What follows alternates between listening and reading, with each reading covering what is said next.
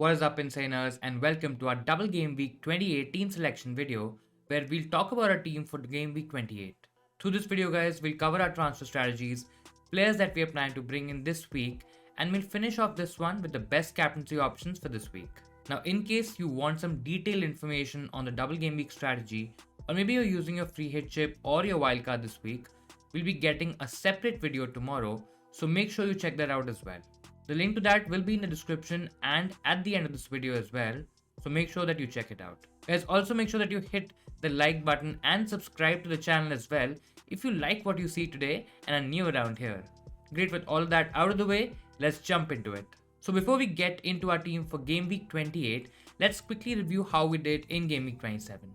Guys, Game Week 27 was the week where we used our first free hit chip, and to be honest, I'm a little disappointed with how the free hit went. Though we still ended up getting a green arrow, we gained about 5,000 ranks roughly, but I still feel it could have been much more.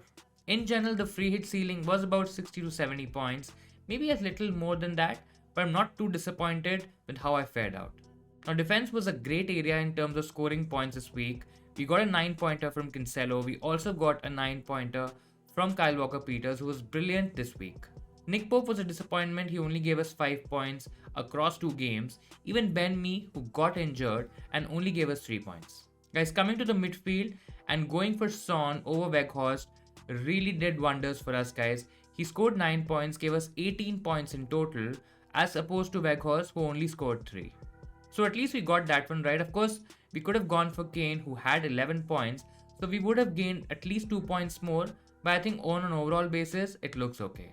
Coming to Man City, and it was a bit disappointing, guys. Mahrez didn't start the game. Again, he was always a rotation risk, and the Pep Roulette did hit him. He came from the bench and only got a single point. Sterling also didn't get any attacking returns, and he ended the week with 3 points. As the biggest disappointment for me in midfield was Bruno Fernandes, who could have had multiple returns this week, but Watford somehow still managed to keep the United attackers at bay, and he only scored 3 points. Coming to our forwards, guys, and Harry Kane was the standout pick, scoring 11 points. Rest was okay. Broha scored 2 points. Weghorst was a disappointing 3. And overall, again, as I said earlier, it could have been a lot more. Nevertheless, now the free hit is over. We'll get back to our team. Guys, how was your Game Week 27? Do let me know in the comments below. Now coming to our team for the Double Game Week 28, guys. We've taken a massive gamble. I'll get that out of the way. We've taken a huge gamble. We've gone for a minus 12. We've shipped around a few players, we've gotten a few great differentials, and let's just start talking about that. So the overall formation that we're playing this week is a 4-4-2. Slightly debatable as we can still go for a 4-5-1, but I'll come to that a little later. In goal, guys, we have Ramsdale. The other option that we had was Sanchez. Of course, we would have probably preferred someone like a Sa, for example, or maybe Dubravka as a cheaper option. But then again, guys, I have to take a hit for these two options, and I just don't feel it's worth it. Ramsdale against Watford could still be okay. Roy Hodgson and Watford, they've not looked that attacking. They've not really gotten a lot of goals since Hodgson has come over. And I think there is a definite clean sheet for the Arsenal keeper here. In addition to that, we know that he always gets some save points. And if the likes of Dennis and King, they get their shooting boots on, I think it's a good haul for Ramsdale in the waiting.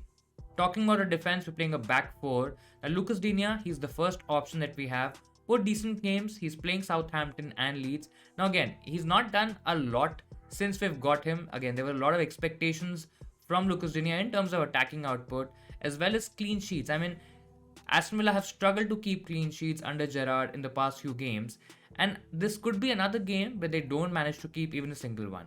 I feel Southampton is a really good attack right now. They are the informed team. They're playing really well. The likes of Broha, the likes of Adams, Ward-Prowse, they're all clicking together really nicely, and I'm pretty sure they can score against this Villa defense.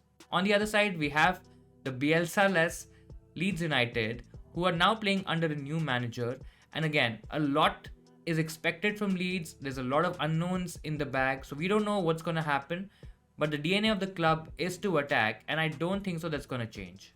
Overall, I still feel it's a decent pick because there's decent attacking potential against Southampton and Leeds, as both teams also concede a lot of chances, concede a fair few amount of goals as well, so Digne could definitely get some attacking returns. Coming to a slightly differential approach, guys, we have Alexander-Arnold and Robertson as the Liverpool double up against West Ham United. Now, West Ham United on paper might not be that easy of a fixture, but we know that West Ham and David Moyes' approach away from home is generally very negative. Plus, they had a bad defeat against Southampton. They were almost a full strength squad playing against Southampton, and they fell to an embarrassing defeat. I think Liverpool are pretty much going to dominate West Ham in this game. I'm not too sure about the clean sheet, but guys, the attacking potential, the upside with Robertson and Trent is that massive that a double up still merits, in my opinion. Our fourth defender, guys, is Rudiger right now. Again, this is a transfer that we have not made so far. We're still a little bit worried in terms of whether to go for a Rudiger or to go for a Wolves defender. I think that's my dilemma right now. Going for somebody like a Size, for example, he gives me an option for game week 30 as well, where he has a fixture against Leeds. So I'll be having one more player for game week 30 and I don't have to use my free hit. On the other hand, guys, if I go for Rudiger this week, I'll be getting a double game week, a decent double game week with Norwich and Burnley, and I think there are a couple of clean sheets in there for Rudiger. Now, the problem with Rudiger is that he doesn't have a huge upside, so going for him over a Size, for example, might not be that great from an attacking perspective because both don't really have a lot of attacking upside. In general, I think if we go for somebody like a Rudiger, I think that's going to be a long-term move. I think Chelsea's fixtures from now till the end of the season are looking really good, and if you look at it from a long-term perspective, Rudiger makes a lot more sense. Now, the short-term plan can always be to get somebody like a Size for game week 30 as a single transfer, but then I'm booking transfers in advance and I'll probably have to move him out because Wolves fixtures turn after that. So I think I'm probably going to stay with Rudiger right now and I'm not going to go for a Wolves defender. That's the only worry in this team, for example, because there will be a fair few managers having the likes of Sa, having the likes of Sias, even Kilman or Ait Nouri, and that double game week, that potential 2 clean sheets might hurt us a little bit. Having said that, you never know, Rudiger still can get a free goal and you might just get lucky there. Now coming to our midfield, and this is where things get really interesting, guys. We've gone for 3 really good differential picks. Again, Rafinha probably won't be as differential as you might think, but then all of these 3 are really good picks for this double game week. Now we'll start with Rafinha only. Rafinha under a new manager again, we don't know what's gonna happen. There's a bit of an unknown, but I still see a lot of teams, a lot of players even captaining him. So that means there is definite potential in Rafinha as a pick. The Leicester defense and the Villa defense, they've not been the strongest. They also concede a lot of chances. Leicester specifically has looked very leaky, and I think there are goals or there are attacking returns for Rafinha in this game. There's also positive news that Bamford and the likes of Calvin Phillips, they might return. Again, they might not start the games, but they might still be on the bench. They might just feature in the game. That itself, guys, spells a huge positive environment around the club, and that could spell good FPL points for Rafinha as well. Coming to the second pick, and I think we were one of the earliest people to go on Coutinho, where we punted on him and he started doing really well. And now, guys, he's a legit captaincy option this week. He's also a good transfer potential option. And I think a lot of people are transferring Coutinho in their teams for the double game week. As I said with Lucas Digne, Southampton and Leeds, they don't look that assured in defense. I think Coutinho can really run ragged against these teams. We know he plays a lot more advanced. We know he's probably playing as a number 10 just behind the striker. And I think he could do some real damage. Third pick that we have is Willock, guys. I think this was more of a punt. This is where I'm a little scared in terms of going for Willock or maybe somebody else because yes, Newcastle have a double-double. That means they have a double game week in game week 28 and also a double game week in game week 29. But again, it's Newcastle. Yes, they are the informed team. Yes, Willock is a streaky player. He's on this sort of a small streak where he's gotten, I think, 3 returns in the last 4 games, something like that. And I still feel he can be really good this game week as well. Brighton at home might not be that difficult as what people are probably making it out to be. And Southampton away, I think that's going to be a good fixture from an attacking perspective. And I still feel Willock could do really well this week as well as next week as well. Still, I think he's a bit of a punt. I know a lot of people are probably taking Fraser ahead of Willock, and I think it's a pretty close argument. Both are decent options. Fraser has slightly better underlying stats, especially in terms of chance creation, etc. And we don't know what's going to happen to Willock's position once St. Maximin comes back into the team. So that's a bit of a risk, but I think it's a risk worth taking, guys. Yes, with the Willock transfer, we're probably 1 player short in game week 30. But then again, we can always transfer him out. We can probably just punt on him for this week and the next week where we'll be getting 360 minutes, probably 4 fixtures out of him. I think that is a decent option to go for. And next, guys, we have Mo Salah again. There's probably no debate, no conversation here. Mo Salah definitely stays in our team. He's definitely not going anywhere. And in fact, right now, he's our captaincy option. He's the captaincy pick that we're going for. Considering that we've gone for a few differential punts here and there in defense, maybe even in attack, I think going a bit safer in captaincy makes a lot more sense. Yes, this is a week where captaincy will be spread, but I still feel Salah's effective ownership, his overall ownership is probably going to be 100%, so we still might end up losing points if we don't captain Salah.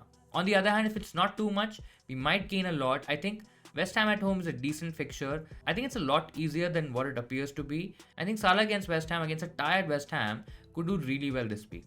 Coming to attack, guys, we have two options. We have two strikers right now. The transfer that we've made this week is Che Adams over Broha, and he's in our playing 11. Now, I've seen a lot of managers going for Broha in their teams. A lot of them are trying to kind of save money to make other upgrades in midfield or even in defense. But guys, in our case, the strategy looks to be pretty clear. We want to get Kane next week for game week 29 for the double, and he also possesses a good captaincy option for game week 30 as well. Now, that strategy means that we probably won't be going for Son, and we can invest a little bit more money in Adams, who's also on a bit of a streak for Southampton. Guys, both him and Broha, they don't really differentiate a lot in terms of their attacking stats, but I think Adams is clearly the informed pick, and we can definitely take a chance. Anyways, it feels like it's a short-term punt, and when we are punting, probably do a little bit different, probably go a slightly different route as compared to what others are doing. He's definitely a good differential option this week, and the fixtures against Villa and Newcastle, both defenses which have not looked that strong, I think he's also a decent captaincy potential. Again, I'm not saying that you have to go for Adams, guys. If you are trying to save money, if you are kind of looking for slightly more value, maybe you can go for Broha. But for my team, I'm slightly taking a bit of a risk, and I'm going for Adams as a good differential. Now, the second option is Joshua King, guys. He's just not left our team. Something or the other just keeps happening, and the Watford strikers just kind of remain in our team. Not at all happy with him and the double, guys. It's Arsenal and Wolves. I think both fixtures are going to be very, very tricky, and we might end up playing Martinelli over King. It's still a decision that we probably have to take, and we might just do it before the deadline. But right now, he stays in our team just by the virtue that he has a double game week this week. Now, on the bench, guys, we have Sanchez, we have White, we have Martinelli, and we have Mope. Again, it's not that strong a bench. I mean, Martinelli and White look decent options this week, but I think Sanchez and Mope against Newcastle, who could score, they're not options. And I think we can probably wait a little bit more for activating the bench boost chip. Now, the path, guys, is very clear with this transfer strategy that we will be getting in Kane for game week 29. We probably won't be taking any hits for 29.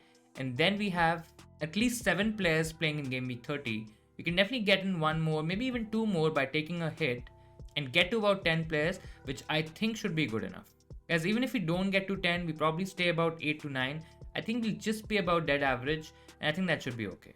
So guys, the transfers in this week are Willock in, Rafinha in, Adams in, and Rudiger in place of Cancelo, Bowen, Bruno Fernandes, and Edouard from Crystal Palace. I'm slightly worried about Cancelo, considering his attacking potential, considering that he can still keep a clean sheet against Man United. But guys, I think I can still get him back in game week 31, maybe even 32 or 33, in case if it's required. In general, I probably won't lose out on too much value. I know a lot of people, and me included, have invested in a lot of value in Cancelo, but I have Robertson, who kind of is in the same price bracket, and if I really have to get some funds for Cancelo, I think that move with some additional funds should be absolutely fine. So guys, this was our team and transfer plans for game week 28. Do let me know your thoughts in terms of our transfers in our team. Also, please share what you're trying to do or what you're thinking in terms of your transfers for your FPL team for game week 28. Now let's talk about captaincy, guys. I think the popular pick is still going to be Mo Salah against West Ham United. They look like a depleted side. They probably would have taken the loss a bit hard, and I think there's a good chance that Salah hauls big against West Ham. West Ham's defense has not been that great. They're leaking a lot of goals. They look a bit weak. They look a bit tired, and I think Salah could take advantage of that. So in case if you don't want to take a lot of risk, in case if you want to go pretty safe or very safe, I think Salah is a very decent option to go for. I myself am looking at Mo Salah. I know it's a bit boring, and this is probably a week where you can kind of chase the upside, kind of look at the variance, but I think Salah is still the safest option to go for in Game Week 28. Now, talking about a few differential picks, and we have Harry Kane against Everton, who could still do well. Everton have not looked that great. They don't look like a great side in terms of defense, and I think Kane coming back in form, really scoring goals now, could hurt Everton in this game. The Kane-Son partnership is also kind of ticking along well now. I think with Kulusevski in the mix as well, there's a lot of potential in Harry Kane, guys. He's also on penalties, he's scoring goals, he's creating chances, and his numbers also look pretty good. So I think Harry Kane is a good option to go for. Now, in case if you want to go for a doubler, you can always go for Che Adams. Yes, you still might think he's a Southampton forward, but guys, let me remind you, Southampton are playing like a top team right now, and I think they can easily score a couple of goals, maybe even more, across both games. Che Adams is definitely the informed pick. He has numbers which are similar to Broha, but I still favor Adams over Broha considering his recent form. Now, in case if you don't have a Southampton forward, or if you don't want to go for a Southampton forward, you could go for Philippe Coutinho against Southampton and Leeds. And guys, both teams are again quite leaky. They would concede a fair few amount of chances, and Philippe Coutinho running the Aston Villa machine, I think that's a really good option. Now, in case if you don't even want to go for Coutinho and you want to go ultra risky, you can go for Kai Havertz in case if he's there in your team against Burnley and Norwich for the double in 28. I know a lot of people probably won't be going there, but guys, that's the advantage that you can gain. Not many people are looking at a Chelsea attacker, at a Chelsea midfielder, and you can gain advantage. You can double down the advantage by going heavy on Havertz as a captaincy punt. Yes, he's very, very risky, and he's already burned FPL managers before this season, and I'm pretty sure a lot of you would remember that. But I still feel he's a good captaincy option, a risky but a good captaincy option this week. In case if you are looking for a safer Chelsea option, then Rudiger is in the mix. But guys, come on, Rudiger is a pretty boring option, and if you have Havertz, and if you're okay taking that risk, taking that chance, definitely go with him. So these were some of the best captaincy options for Game Week 28. Who are you captaining for Game Week 28? Let me know in the comments below. So that'll be all from my side, guys. I really hope you'll find this video helpful in setting up your final team for the Double Game Week 28. Make sure to hit the like button if you liked our team selection video. Please consider subscribing to the channel as well, guys, if you want to follow our team throughout the season. Now we'll be back tomorrow with the free hit and the wildcard draft video, guys. So make sure that you check that out. Post that, we'll also have our deadline stream, guys. So do join us if you have any last minute questions or transfer queries. All the best to all FPL managers. Enjoy your week, and I'll see you in Saners next time.